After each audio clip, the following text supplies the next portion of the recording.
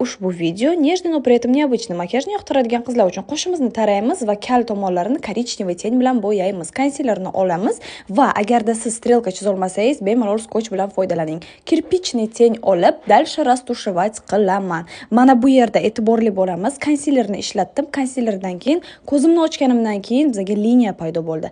O'sha liniya bilan плоский кисть bilan плавный переход qilamiz. Дальше, чтобы отпечаток bo'lmasligi uchun oq teng bilan припечатать qildim va skochimizni tepasidan просто olib korичневый teng qilamiz и просто нереально шикарный strelka chiqdi do'stlar. Professional vizajist qilgandek.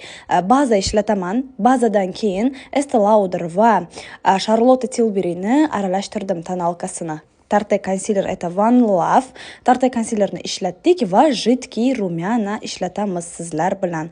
Bu safar kistim yonimda yo'q edi, bilmadim yitirganmanmi nima. Sponj bilan растушевать qildim. Обязательно рассыпчатая pudra va Dior highlighter. Просто bilasizlar, men sevaman bu highlighterni. Yuzimiz avtomatik свежий bo'ldi. Нежный qalam olasizlar-yu, грубый qalam olmaymiz, темный qalam olmaymiz, chunki temный pomadalar yoshimizni qari qilib ko'rsatadi.